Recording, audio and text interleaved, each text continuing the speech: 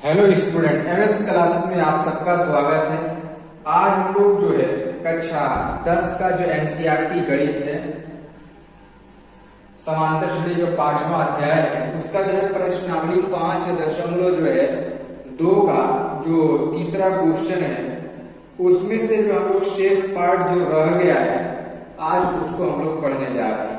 अभी तक मैंने इसके पिछले लेक्चर में मैंने इसके 3 क्वेश्चन कराए थे। पूरे टोटल 5 क्वेश्चन थे, 3 क्वेश्चन हमने करा दिए हैं। अब यहाँ पर चौथा और 5वां क्वेश्चन आज करने जा रहे हैं। देखिए क्वेश्चन क्या है। पहला मतलब मेन क्वेश्चन क्या है, मेन क्वेश्चन में लिखा कि ये जो खाली स्थान है इसी को भरना है और ये समांतर श्रेणी में है। ये भी कह दिया समांतर श्रेणी में और खाली स्थान को भर दीजिए समांतर श्रेणी के हिसाब से कि कहां पर कौन सी संख्या भरी जाएगी। अब देखिए यहाँ पर सबसे पहले अगर बात करें इसका, हमारा जो चौथा क्वेश्चन है इसकी अगर बात करें, ये दिया है कि -4, फिर खाली स्थान है, फिर खाली स्थान इस तरीके से 4 खाली स्थान है, यहाँ पर 6 है। कह रहे कि खाली स्थानों को पूर्ण करिए, कैसे पूरा करना यही देखना है हम लोगों को। बात करिए समांतर श्रेणी की, इसका प्रथम पद हो जाएगा, इसको हम लोग ए कहते हैं, -4 दिया है, ठीक। और देखिए टोटल कितना पद इसमें दिखाई दे रहा है, 1 2 3 4 5 6 पद होना चाहिए। छठा पद जो है वो 6 है, यानी A6 का मान दे दिया है। A6 का मान कितना है, वो 6 है। और A6 की जगह पर हम लिख क्या सकते हैं, तो A6 की जगह पर हम लिख सकते हैं कि A + 5D = 6। ये फॉर्मूला होता है, मैंने बहुत पहले ही इस फॉर्मूले को बता दिया है कि ये फॉर्मूला होता है। ए का मान रखिए, यहाँ पे कितना है कि -4 है, -4 रख दिया, फिर +5 D = 6 हो जाएगा। -4 को पक्षांतर कर दीजिए, यहाँ पर कि 5D = 6 + 4 हो जाएगा। अब देखो यहाँ से 6 4 कितना हो जाएगा 10, 5 इधर गुणे में इधर आएगा तो क्या हो जाएगा, बटे में हो जाएगा। इस हिसाब से हमारा जो D का मान आ जाएगा 5 में 5 5 2 10, ये जो D का मान आ गया वो हमारा कितना हो गया, 2 हो गया। D का मान कितना आ गया, 2 आ गया। अब देखो A का भी मान मालूम हो गया, D का भी मान मालूम हो गया। हम लोग को 1 2 3 4 पद इसके ज्ञात करने हैं। तो ये कौन सा पद, दूसरा, तीसरा, चौथा और 5वां निकालना है, यानी A2 भी निकालना है। तो फॉर्मूला होता है हमारा A + D होता है। A का मान -4 है, यहाँ पर दिखाई दे रहा है, और D का मान यहाँ पर 2 है, तो रख देंगे। A2 बराबर जो हम लोगों को मिला वो क्या मिल गया, यहाँ से देखिए जरा, A2 बराबर आपका मिल जाएगा -2।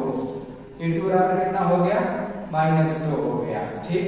ये तो हो गया। चलिए फिर इसी तरीके से A3 निकाल लेंगे। तो A3 के लिए जो फॉर्मूला बनेगा वो हमारा क्या हो जाएगा कि A + 2D हो जाएगा। मान रख देंगे A का मान -4 + 2 × 2, यहाँ पर है -4 + 4। अब देखो यहाँ से क्या हो जाएगा कि A3 बराबर, ये कट गया और आ गया हमारा कितना, 0 आ गया, यानी A3 का मान कितना मिल गया, 0, यानी यहाँ पर 0 भरा जाएगा, ठीक। अब देखिए यहाँ पर A3 हो गया, फिर A4 भी निकालना है और A5 भी निकालना है। A4 के लिए फॉर्मूला हो जाएगा कि A + 3D हो जाएगा।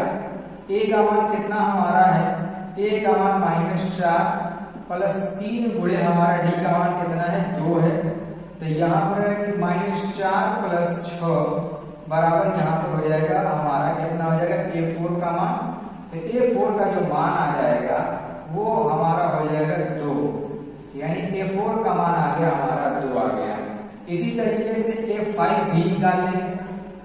तो A5 बराबर हमारा कितना हो जाएगा कि A + 4D हो जाएगा। A का मान कितना है, तो -4 है, फिर यहाँ पर है +4 × 2। A5 बराबर यहाँ से -4 + 4 कितना हो जाएगा हमारा 8 हो जाएगा। इसमें से घटा लीजिए, आपको मिल जाएगा कितना, 4 मिल जाएगा, यानी ये हम लोग को जो मिल गया 4 मिल गया।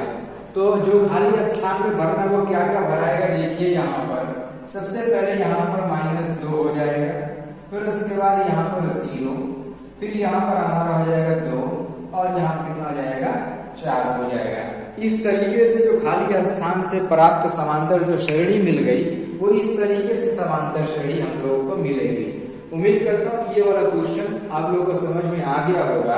अगर समझ में आ गया है तो एक इसका स्क्रीनशॉट ले लीजिए, कॉपी पर नोट कर लीजिए। उसके बाद जो इसका जो अंतिम प्रश्न है 5वां वाला, हम लोग उसको भी हल कर लेंगे, क्योंकि ये भी जो 5वां जो प्रश्न दिया है तो बिल्कुल इसी फॉर्मूले पर, इसी तरीके से जैसे ये सब हम लोगों ने हल कर लिया है, 5वां प्रश्न भी इसी तरीके से हल कर लेंगे। अब देखिए जो 5वां प्रश्न है वो क्या है, वो पहले ही खाली स्थान दे दिया, फिर यहाँ पर 38 है, फिर 3 जगह खाली स्थान है, फिर उसके बाद लिखा यहाँ पर 22। ठीक है, अब देखो ये A2 है और ये A6 है। पहले देखो पद कितना है इसमें, ये चीज देख लो। देखो 1 2 3 4 5 6 पद है, उसमें से A2 और A6 दिया है हमारा।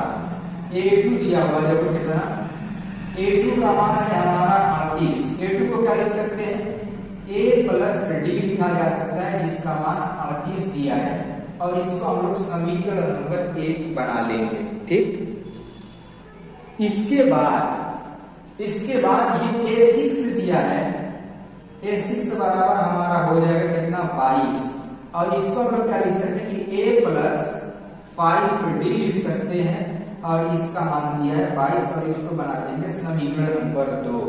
ऐसा क्योंकि देखो अब इसको बिना समीकरण बनाए हम लोग हल नहीं कर सकते, क्योंकि केवल A या केवल D का मान तो दिया नहीं है। तो यहाँ पर कौन सा मेथड हम लोग प्रयोग करते हैं, तो विलोपन विधि का प्रयोग किया जाता है, या किसी भी विधि का प्रयोग कर लो, A और D का मान अलग अलग निकालना पड़ेगा, तभी यहाँ पर आप लोग याद कर सकते हैं। तो हम लोग क्या करेंगे, यहाँ पर लिखेंगे समीकरण 1 व 2 से, करेंगे समीकरण 1 व 2 से। तो यहाँ पर देखो, यहाँ पर हमारा क्या हो जाएगा कि A प्लस D बराबर 38 है, और यहाँ से हो जाएगा कि A प्लस 5D बराबर 22। ठीक, इसमें से माइनस कर देंगे सबको, ये A से A कट जाएगा हमारा, 5D में से जब D को घटाएंगे तो -4D हो जाएगा, और ये 38 में से 22 घट जाएगा, यहाँ पर 6, और इसमें से घटा लीजिए कितना आ जाएगा माइनस, ये 1 हो जाएगा। अब देखो यहाँ से D का मान हो जाएगा 16 के बटा में -4, और D का मान हम लोग को मिल जाएगा -4। कैसे 4 में 4 4 चौको 16, माइनस का चिन्ह तो लगाइए, तो D का मान तो -4 रहेगा ही रहेगा, माइनस का चिन्ह लगाना ही पड़ेगा। अब इसके बाद देखिए यहाँ पर D का मान हम लोग क्या करेंगे, समीकरण नंबर 1 में रख देंगे, तो A का मान मिल जाएगा। लिखेंगे हम लोग यहाँ पर D का मान समीकरण 1 में रखने पर यहाँ पर, तो A प्लस D का मान कितना माइनस में 4, -4 बराबर 38 हो जाएगा, तो A -4 बराबर यहाँ पर हो जाएगा 38, और यहाँ से A बराबर हो जाएगा कि 38 प्लस 4 हो जाएगा। A का मान जो आया वो हो गया हमारा 42। A का मान कितना आ गया 42 आ गया। यही A1 भी होता है, यानी प्रथम पद यही होता है। अब इसके बाद देखिए यहाँ पर, इसके बाद हम लोग क्या निकालेंगे, A2 तो दिया, A3 A4 A5 निकालना है। A3 formula A plus 2D, A का मान हमारा कितना दिया है, तो A का मान देखो अभी हमने निकाला कितना 42, प्लस 2 गुणे D का मान हमने निकाला -4,